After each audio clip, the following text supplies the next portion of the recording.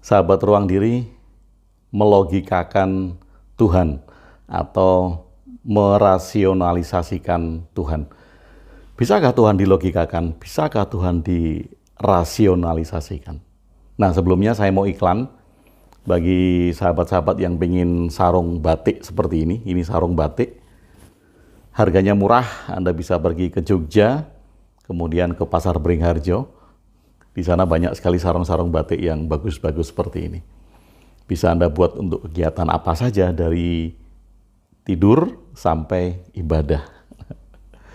Oke, melogikakan Tuhan atau merasionalisasikan Tuhan. Nah,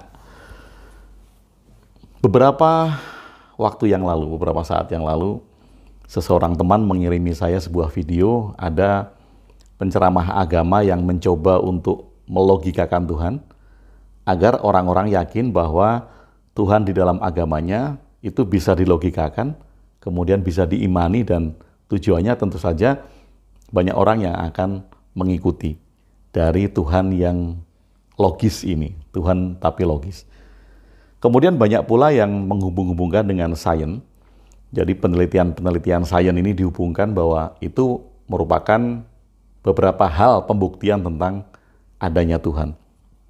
Nah, dasar pemikiran ini, dasar pemikiran dari penceramah agama yang membuktikan bahwa Tuhan di dalam agamanya itu logis, realis, sains, kemudian orang-orang agar mengikutinya, dasarnya adalah dua penelitian.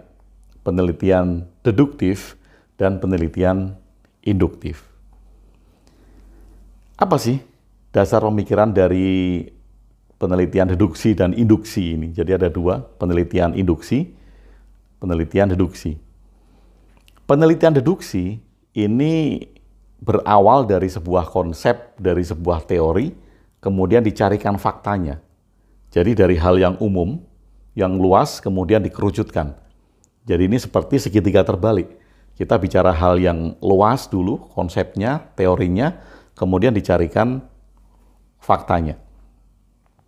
Sementara penelitian induktif atau induksi, ini dari fakta, jadi ini seperti segitiga. Dari fakta dicarikan teori atau konsepnya, sehingga bisa dikembangkan atau kemudian nanti ditemukan fakta-fakta baru, teori-teori baru. Nah, mengatakan demikian bahwa Tuhan itu bisa dibuktikan secara deduktif atau induktif, secara deduksi atau induksi. Jadi kalau Tuhan didekati dengan penelitian deduktif, katanya, ini katanya, kemudian nanti kita bahas, bahwa sesuatu yang umum, jadi teorinya, konsepnya, teorinya adalah Tuhan Maha Besar, Tuhan Maha Penyayang, Tuhan Maha Adil, Tuhan berada di luar jangkauan manusia. Ini teori, konsep. Karena dia baru berawal dari teori, dari konsep, maka deduktif mencarikan fakta. Dari konsep-konsep itu dicarikan fakta. Faktanya apa? Faktanya bahwa Tuhan Maha Besar, faktanya adalah adanya alam semesta. Faktanya bahwa Tuhan Maha Adil, manusia mendapatkan rezekinya masing-masing. Faktanya bahwa Tuhan Maha Segala-galanya, alam semesta luas, tak terjangkau. Oke, ini adalah deduktif. Kemudian didekati dengan penelitian induktif atau induksi. Dari fakta kemudian dicari teori. Teorinya belum ada, tetapi akan mencari fakta dari teori yang ada. Nah, faktanya adalah, ada bumi, ada manusia, ada alam semesta, ada benda-benda. Ini nggak mungkin kalau nggak ada yang menciptakan. Ini faktanya ada. Jadi mengerucut kemudian melebar, induktif. Faktanya ada. Faktanya apa? Faktanya ada manusia, ada alam semesta, ada kehidupan. Kemudian teori yang melandasi dari sebuah hal yang khusus fakta tadi dibuat. Bahwa yang membuat manusia, yang menciptakan alam semesta adalah Tuhan. Jadi fakta itu dibuat karena, teori itu dibuat atau konsep itu dibuat karena ada fakta. Itu adalah induksi. Nah, penelitian deduksi dan induksi ini dikatakan bisa melogikakan Tuhan. Jadi Tuhan itu logis, katanya.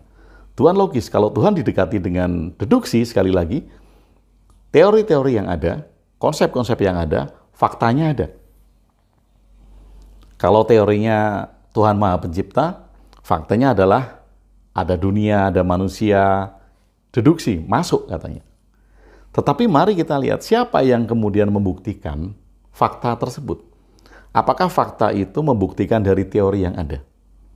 Apakah kalau ada konsep dan teori tentang penciptaan, ini teori ya, tentang penciptaan, tentang Tuhan Maha Pencipta, Tuhan mengatur segala-galanya. Apakah kemudian fakta bahwa manusia ada, alam semesta ada, kehidupan berlangsung, itu merupakan pendukung dari teori yang ada? Atau kemudian, kalau adanya teori terlebih dahulu, apakah faktanya itu menjelaskan atau membuktikan dari teori yang ada? Tidak, bukan. Apakah kalau sekali lagi, kalau ada teori mengatakan bahwa Tuhan itu Maha Pencipta, teorinya, faktanya ada bumi, ada alam semesta, ada manusia, ini sebagai fakta. Apakah fakta adanya manusia, adanya bumi, ada alam semesta ini merupakan sebuah bukti bahwa Tuhan Maha Pencipta? Apa buktinya? Tidak ada. Sebenarnya tidak berkaitan teori Tuhan Maha Pencipta dan ada bumi, ada manusia, ada kehidupan yang dikatakan itu adalah ciptaan, nggak ada kaitannya. Nggak ada kaitannya karena fakta ini tidak membuktikan teori yang ada. Ini ada putus di tengah jalan, ada missing link di tengah jalan, sehingga sebetulnya hal-hal tersebut tidak berkaitan. Baik itu deduksi maupun induksi. Baik itu pendekatannya deduksi, ada teori, ada konsep, kemudian dicarikan fakta, itu hanya cocokologi. Kemudian kalau induksi, dari fakta yang ada, dicarikan teorinya, itu juga cocokologi. Hanya mencocok-cocokkan yang kira-kira berkaitan. Nah, kira-kiranya bagaimana? Kira-kira yang berkaitan. Kira-kira tadi, kalau ada konsep bahwa Tuhan Maha Pencipta, kira-kira yang cocok adalah semua ini ada, barang-barang ini ada, manusia ada, alam semesta ada, ya ini kira-kira cocok untuk membuktikan teori bahwa Tuhan Maha Pencipta. Nah, kalau kita sadar bahwa teori-teori baik itu deduksi maupun induksi nggak match, jadi kita memaksakan ketika ada konsep, ada teori, faktanya dipaksakan. Ketika kita melihat bahwa ada fakta, ciptaan, alam semesta, manusia, kemudian teori dan konsepnya juga dipaksakan, yang sebenarnya nggak nyambung. Nah, disinilah sebetulnya yang namanya iman. Iman tidak perlu dibuktikan, karena iman tidak logis, iman tidak sains. Iman itu nggak ilmiah. Kita percaya ya percaya saja, Anda yakin, yakin saja, 100% yakinnya. Dan nggak ilmiah. Ketika kita mencari pembuktian-pembuktian yang tampak logis, yang tanpa ilmiah, agar orang-orang yakin, agar orang-orang banyak yang percaya dan mengikuti kita, hal ini bagi saya merupakan sebuah tindakan kebodohan. Kita bodoh. Bodoh karena tidak menyadari definisi iman. Ketika saya percaya terhadap sesuatu, contoh kalau saya percaya bahwa air ini mengandung energi untuk penyembuhan. Kemudian saya meminumnya dan saya sembuh. Harus logis nggak? Enggak. Harus ilmiah nggak? Enggak. Saya yakin kok. Keyakinan saya tidak membutuhkan kelogisan, keyakinan saya tidak membutuhkan keilmiahan. Itu adalah faith. Nah, kalau saya yakin, Kalau saya percaya bahwa air itu bisa menyembuhkan saya, ya saya percaya saja. Saya tidak perlu mencari dalil-dalil kelogisannya, saya tidak perlu mencari dalil-dalil keilmiahannya. Kalau kemudian saya mencari dalil-dalil kelogisannya, keilmiahannya, maka kemudian keimanan saya bisa bubar. Dan air itu tidak menjadi sakti bagi saya. Saya minumnya, kemudian dia tidak mengandung hal-hal yang bisa menyehatkan. Karena pikiran saya sudah terganggu keimanan dengan kelogisan dan keilmiahan. Karena ternyata setelah dilogikakan, nggak ketemu logikanya air kok menyembuhkan. Setelah diilmiahkan juga nggak ketemu ilmiahnya di mana air biasa seperti ini kok bisa menyembuhkan. Jadi ketika Anda yakin bahwa Tuhan itu Maha Kuasa, yakin 100%. Nggak perlu Anda cari logikanya, nggak perlu Anda cari ilmiahnya, karena Anda hanya sedang mencari-cari, mencocok-cocokkan teori dengan fakta, kemudian mencocok-cocokkan fakta dengan teori yang sebetulnya tidak nyambung dan hanya dipaksakan saja. Kalau kemudian itu terus dipaksakan, kita akan mengalami logical fallacy. Kita akan mengalami logika yang tidak nyambung, logika yang hanya terus berputar. Contoh kalau kita ditanya, apa buktinya Tuhan itu ada? Kemudian kita menjawab, ya adanya alam semesta. Kemudian kalau ditanya lagi, mengapa kok alam semesta ini merupakan bukti bahwa Tuhan ada? Ya karena diciptakan oleh Tuhan. Balik lagi, loh mengapa kok semua ini diciptakan oleh Tuhan?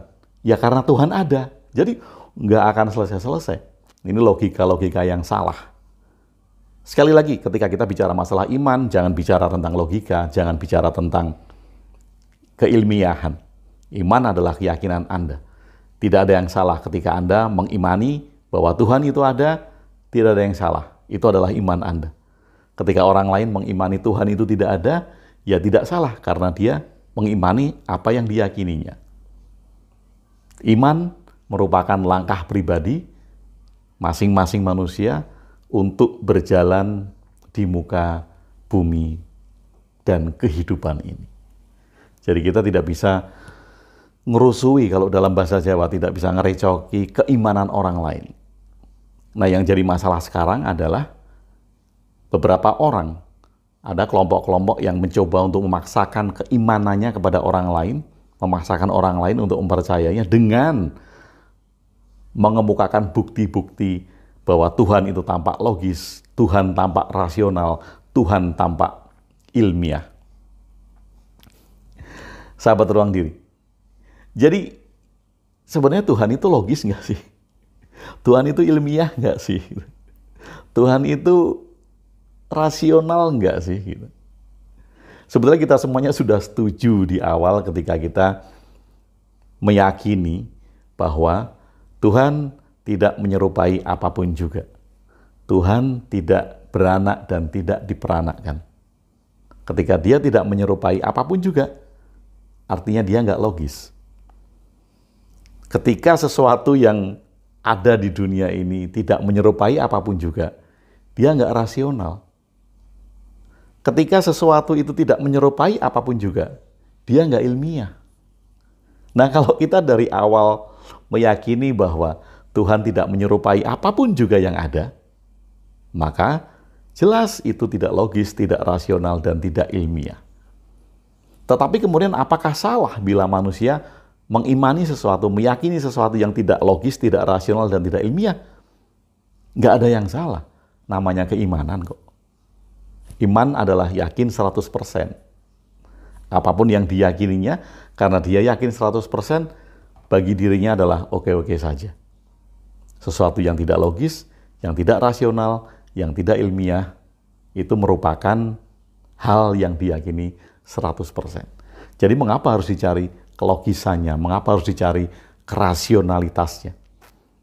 Dengan langkah itu maka Anda hanya akan terjebak dengan pembuktian-pembuktian yang tidak cocok. Pembuktian-pembuktian yang merupakan kesalahan-kesalahan logika. Nah, ketika pembuktian-pembuktian itu terus dilakukan, tentu kita melihat sebuah faktor di balik pembuktian-pembuktian tersebut. Faktor apa itu? Faktor mengembangkan kelompok. Faktor untuk merekrut orang lain sehingga dia yakin bahwa Tuhan di dalam agamanya rasional, logis, dan ilmiah. Terima kasih sudah bersama saya, Agung WB. Salam cinta dan bahagia.